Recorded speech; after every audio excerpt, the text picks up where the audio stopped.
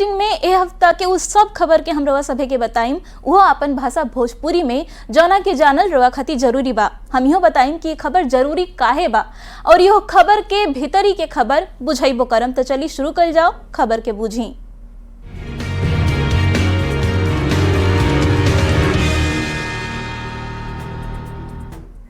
सबसे पहले बात कल जाओ ओह खबर के जौना के चलते पूरा बिहार में बवाल मच गई बा। 17वीं बीपीएससी के पीटी परीक्षा पर सियासत अब प्रशांत किशोर भी में कूद पड़ल बड़े। तो खान सर और गुरु रहमान सर पर छात्र सबके आंदोलन के हाईजैक करे के आरोप लाग रहल बा। आयोग साफ कर देले बा कि कुछ हो जाए 17वीं पीटी परीक्षा के रद्द ना कल जाए। इस सब बवाल के बुझल जाई, पहले ही रिपोर्ट देखी।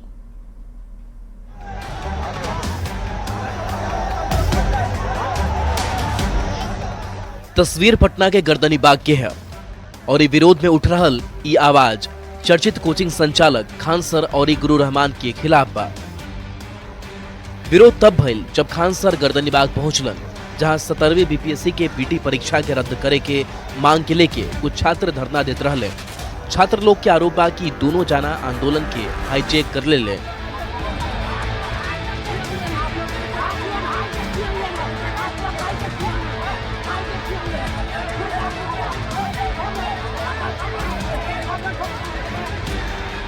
हालांकि कुछ छात्र के विरोध के बावजूद खान सर बीपीएससी पीटी के परीक्षा रद्द करे के मांग कैले।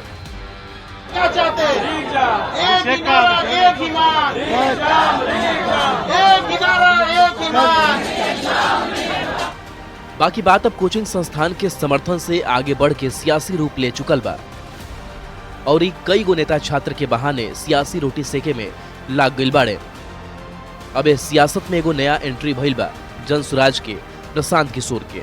उस मार्च के की अगुवाई करने के लिए प्रशांत किशोर और जनसुराज के साथी उन छात्रों के साथ चलेंगे, ताकि हम लोग ये देखना चाहते हैं कि पुलिस कैसे लाठी चलाती है।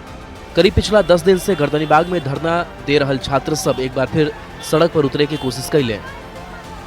बाकी मुस्तैद पुलिस उनका लोग के धरना स्थल पर से लौटा देलस। बीपीएससी के परीक्षा नियंत्रक राजेश कुमार सिंह कहले कि कौनो हालत में परीक्षा रद्द न कइल जाई, काहे कि विरोध करे वाला लोग मनगढ़ंत आरोप लगा के माहौल बना रहल बा। पेपर लीक के कोनो सबूत नहीं मिलल कि वहाँ परीक्षा रद्द करने का कोई आधार नहीं है। आज भी जो बच्चे मांग कर रहे हैं उनके पास कोई आधार नहीं है कि कहीं गड़बड़ी हुई, सिर्फ वो कह रहे हैं, कोई साक्ष्य उनके पास उपलब्ध नहीं है। अगर है तो उपलब्ध कराएं।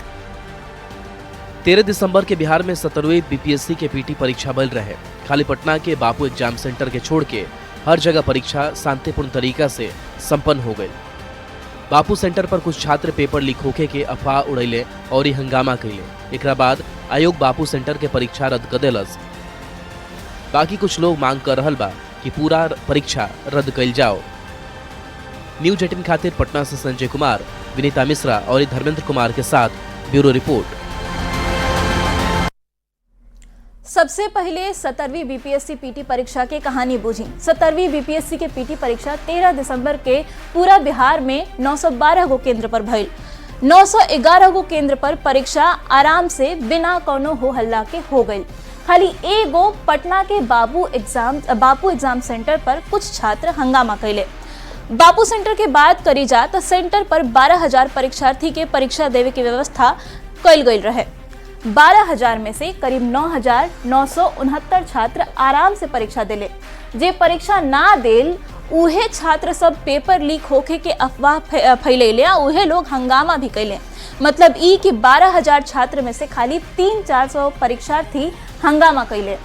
अब काहे कि बापू एग्जाम सेंटर पर हंगामा भइल रहे, यही से बापू एग्जाम सेंटर के परीक्षा के रद्द कर दिल गई। बाकी कुछ लोग पूरा बिहार में भइल परीक्षा रद्द करे के मांग अभी कर रहल बा। वो सब सेंटर के परीक्षा रद्द करे के मांग उठ रहल बा जहां परीक्षा शांति से हो गई रहे।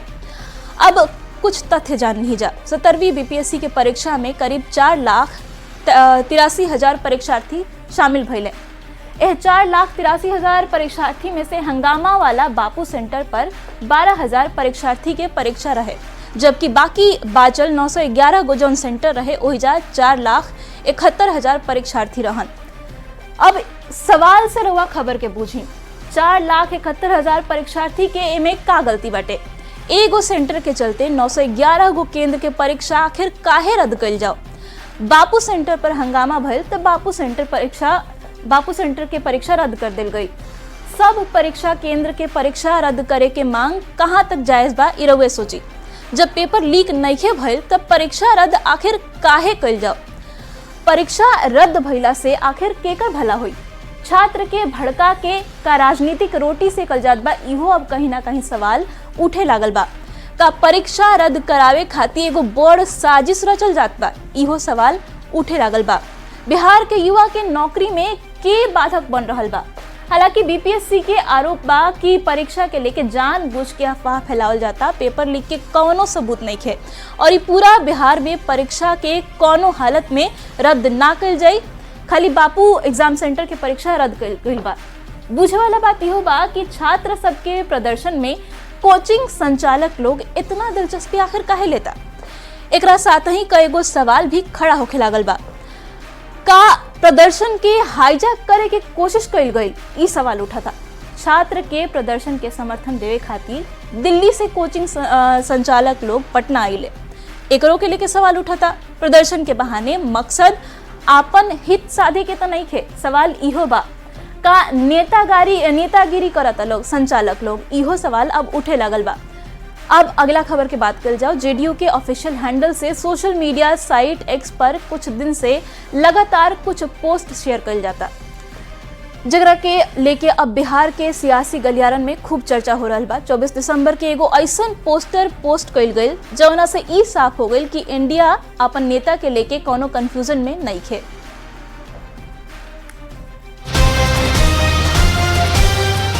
जैसे जैसे ठंडा बढ़त बा वैसे ही बिहार के राजनीति के पारा चढ़त जात बा। पिछला 4-5 दिन से सियासी गलियारा में कई गो सवाल तैर रहल बा। सवाल ई कि 2025 में नीतीश कुमार एनडीए के चेहरा होई है कि ना, बीजेपी नीतीश कुमार के 2025 में चेहरा मानी कि ना। यह सब सवाल से बिहार के राजनीति पारा तनी बेसिए गरमा गई। अभी कयासबाजी चलते रहे कि जेडीयू के ऑफिशियल हैंडल से सोशल मीडिया साइट एक्स पर back to back Nitish Kumar के कई गो तस्वीर पोस्ट कइल गईल। 21 दिसंबर के लिखल गईल 2025 फिर से नीतीश। अभी तारीख बदललो ना रहे कि दोसर तस्वीर आ गई। क्यों करे विचार जब है ही नीतीश कुमार। तारीख बदलल और तस्वीर बदल गई। जेडीयू के देने से लिखल गईल जब बात बिहार की हो नाम सिर्फ नीतीश कुमार का हो।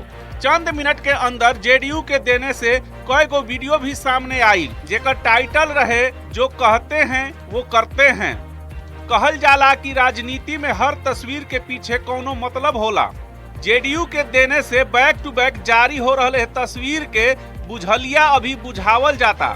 24 दिसंबर के जेडीयू के देने से जवन तस्वीर पोस्ट कइल गई ओकरा से हाल के दिन में चल रहल कयासबाजी पर पूर्ण विराम लाग गई। पीएम मोदी के साथ नीतीश कुमार के तस्वीर पोस्ट करके लिखल गई एकजुट एनडीए एकजुट बिहार 2025 में फिर से नीतीश कुमार। मतलब ई कि कहीं कोनो कंफ्यूजन के गुंजाइश नहीं है। एनडीए एकजुट बा और बिहार में नीतीश कुमार एनडीए के चेहरा बाड़न। Bureau report news 18। अब तनी पोस्टर से पॉलिटिक्स के बूझ ली। ये पोस्टर 21 दिसंबर 2024 के JDU social media site X पर पोस्ट कैलस। ई उहे समय रहे जब अमित शाह एगो निजी चैनल के दिल इंटरव्यू में बिहार के लेके पूछल गई एगो सवाल के जब जवाब देलन, ओकरा बाद तरह तरह के कयासबाजी तेज हो गई। तब जेडीयू के देने से जारी पोस्टर में लिखल गई 2025 फिर से नीतीश। 21 दिसंबर के ही जेडीयू के देने से एगो आरू पोस्टर जारी कइल गई। ओ पोस्टर में लिखल गई क्यों करे विचार जब है ही नीतीश कुमार। मतलब नीतीश कुमार बढ़ले बाड़न तो विचार करे के कौन काम बाटे। मतलब ई कि जेडीयू के नीतीश के छोड़ के केहू और मंजूर नहीं खे और ए बारे में कौनो तरह के कंफ्यूजन जेडीयू के ठीक ना लागेला। 22 दिसंबर 2024 के फिर से जेडीयू के देने से एगो पोस्टर जारी कइल गई। एह पोस्टर पर लिखल गई जब बात बिहार की हो नाम सिर्फ नीतीश कुमार का हो। ई उहे तारीख रहे जब बीजेपी और जेडीयू के रिश्ता के लेके विपक्ष खूब सवाल खड़ा करत रहे और तंज कसत रहे। 22 दिसंबर 2024 मतलब वही दिन जेडीयू एगो आवरी पोस्टर के साथे वीडियो भी जारी कैलस और इस साफ साफ संदेश देवे के कोशिश कैलस, नीतीश जौन कहेलन उहे करेलन। इस सब के बीच दिल्ली में बीजेपी के कोर ग्रुप के बैठक भइल। बीजेपी के नेता एक सुर में कहे लगले कि नीतीश कुमार 2025 में एनडीए के चेहरा हुई हैं, एहमे कौनो कंफ्यूजन नहीं खे। एक बाद 24 दिसंबर के जेडीयू के देने से फिर से एगो तस्वीर पोस्ट कल गई। एहमे पीएम मोदी और सीएम नीतीश एक दूसरा के हाथ पकड़ ले रहे लोग। पोस्टर में लिखल रहे एकजुट एनडीए, एकजुट बिहार, 2025 में फिर से नीतीश कुमार।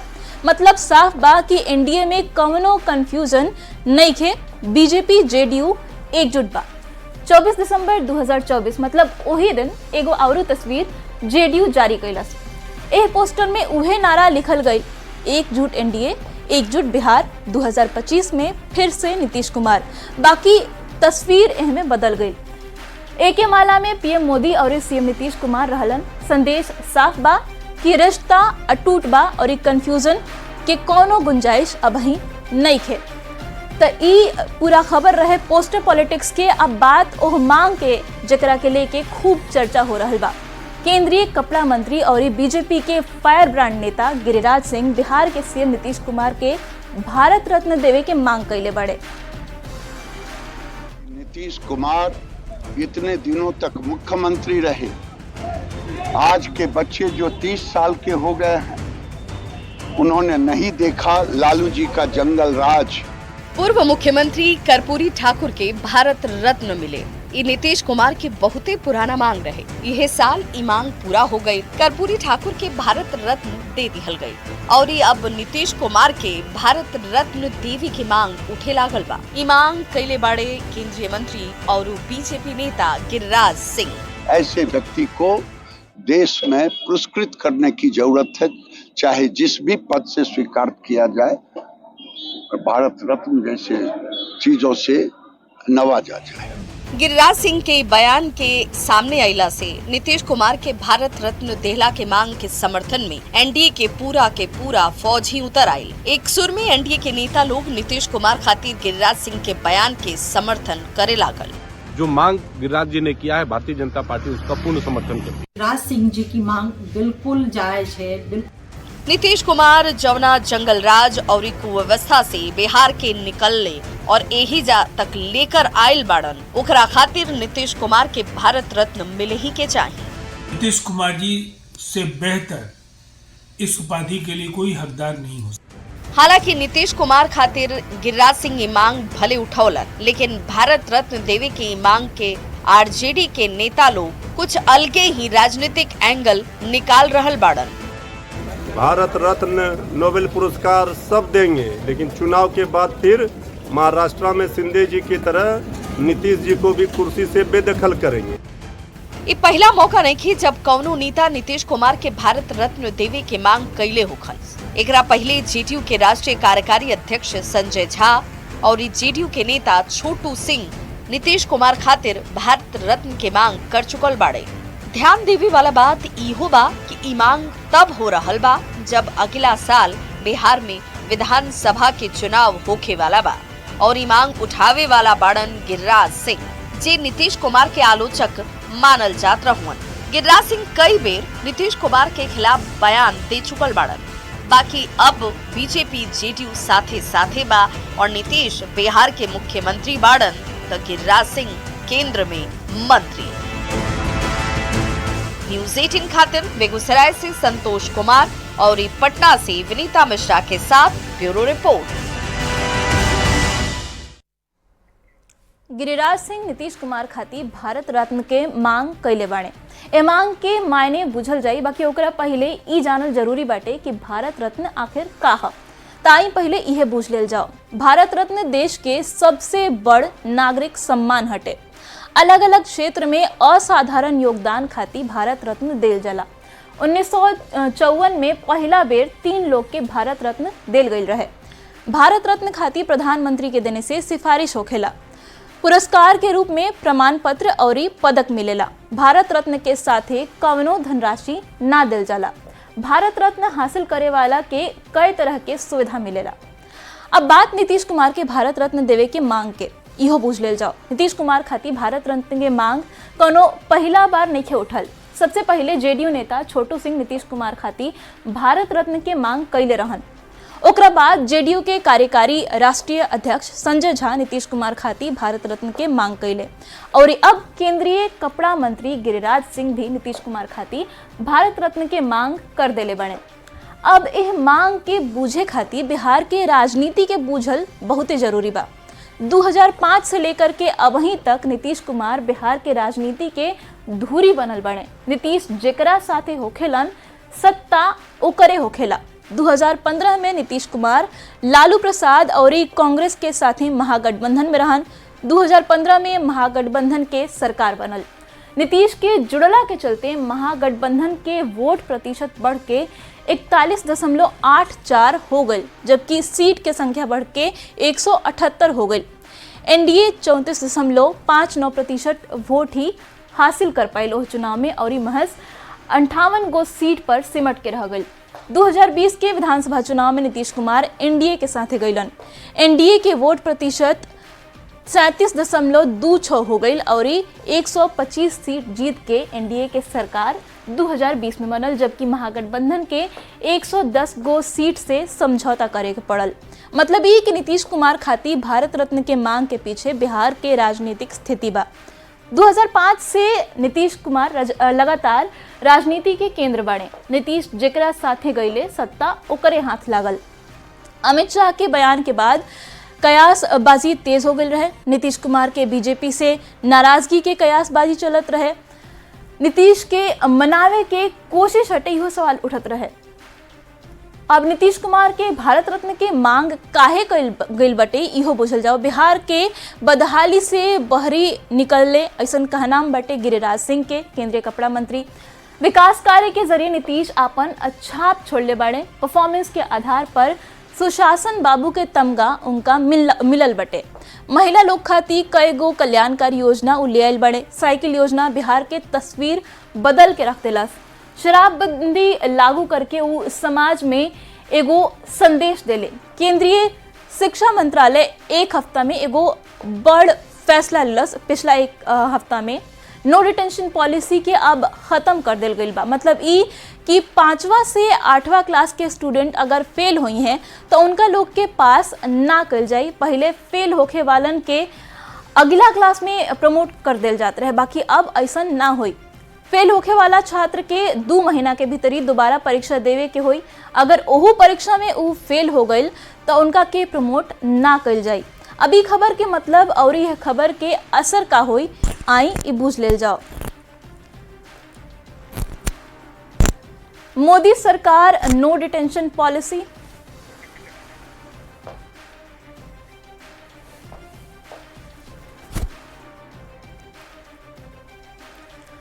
तो बूझल जाओ नो डिटेंशन के खबर के मतलब और एकर असर। मोदी सरकार नो डिटेंशन पॉलिसी खत्म कर दिलस। 5वीं और 8वीं क्लास के एग्जाम में फेल होके वाला स्टूडेंट्स के अब पास ना कल जाई। मतलब बिना पास भइले अगला क्लास में प्रमोट ना कल जाई। सरकार एहमे एगो प्रावधान इहो जोड़ देले बिया कि 8वीं तक के ऐसन बच्चन के स्कूल से निकालल ना जाए जब तक यह बच्चन के प्राथमिक शिक्षा पूरा ना हो जाए। सरकार ई पॉलिसी काहे खत्म कैलस इहो बताइम जा। बाकी ओकरा पहले ई जानल जरूरी बा कि नो डिटेंशन पॉलिसी काहे लागू भइल रहे। पॉलिसी राइट टू एजुकेशन 2009 के तहत लागू भइल रहे। ओकरे हिस्सा रहे शिक्षा के स्थिति में सुधार खातिर ई पहल कइल गेल रहे। लइकन सबके स्कूल ले आवे खातिर पॉलिसी बनावल गई। फेल भइला से छात्र के आत्मसम्मान पर ठेस ना पहुंचे, यही खातिर पॉलिसी लाइल गई रहे। एकरा तहत 8वीं तक के छात्र के फेल ना करे के रहे। दरअसल 2016 में central advisory board of education मतलब CABE human resource development ministry के नो डिटेंशन पॉलिसी हटावे के सुझाव दिलस। CABE के कहनाम रहे कि यह पॉलिसी के चलते स्टूडेंट्स के सीखे के स्तर गिर रहल बा। मतलब वो अच्छा से सीख नहीं पावत। अब बूझी कि नो डिटेंशन पॉलिसी काहे खत्म कइल गई। पॉलिसी के चलते छात्र सबके सीखे के स्तर गिरत रहे। बेसिक शिक्षा के स्तर भी एक साथ गिरत रहे। पढ़ाई के लेके छात्र लोग लापरवाह होखे लागल रहे। देश के 10% से भी कम स्कूल में पॉलिसी के हिसाब से टीचर रहन। नो डिटेंशन पॉलिसी खत्म करे के मतलब बुझी। 5वीं से 8वीं में फेल होने वाला छात्र अगला कक्षा में प्रमोट ना हुई है। छात्र के 2 महीना के भीतरी दोबारा परीक्षा देवे के मौका मिली। अगर दोबारा फेल हो गई तो अगला कक्षा में उनका लोग के प्रमोट ना कल जाई, स्कूल से निकाललो ना जाई, इहो बात साफ कर दिल गई बा। वही क्लास में रोक दिल जाई। शिक्षक माता पिता से बातचीत करके स्पेशलाइज्ड इनपुट दी है। प्रिंसिपल प्रमोट ना होखे वाला छात्रन के लिस्ट बनाई है और उ लोग के उ मॉनिटरिंग भी करी है। अब अगला खबर पर नजर डालल जाओ। अब बात पटना में भइल गोलीबारी के। पटना के श्री कृष्णपुरी थाना क्षेत्र के गांधीनगर इलाका में बर्थडे पार्टी के दौरान 11वीं के एगो छात्र के गोली मार के हत्या कर दिल गई।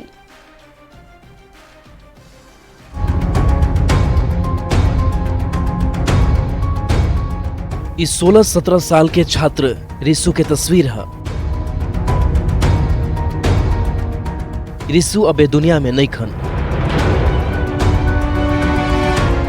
23 दिसंबर के राती खानी भइल बर्थडे पार्टी के दौरान रिसु के गोली लाग गई और उनकर मौत हो गई।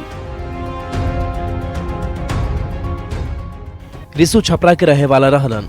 घर के लोग बड़ी उम्मीद के साथ है उनकर आके पटना भेजले रहे एनडीए के तैयारी करे खातिर।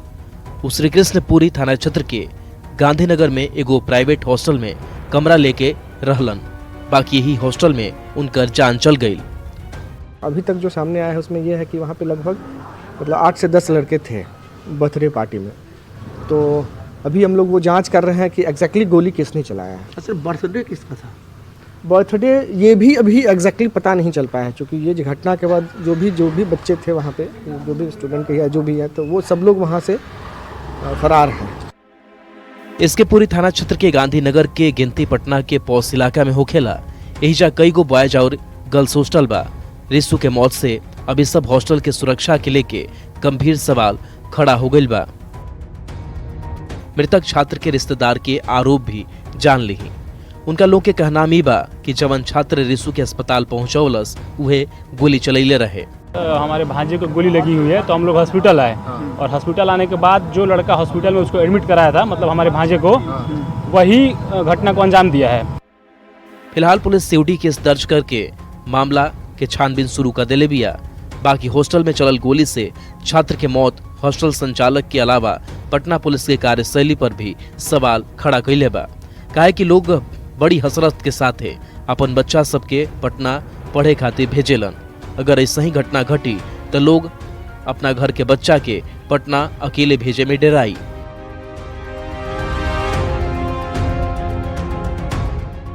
न्यूज 18 खातिर पटना से संजय कुमार के साथ ब्यूरो रिपोर्ट। तो खबर के बूझी में अभई खातिर इतने। बाकी न्यूज 18 बिहार झारखंड पर खबर के सिलसिला लगातार जारी बा।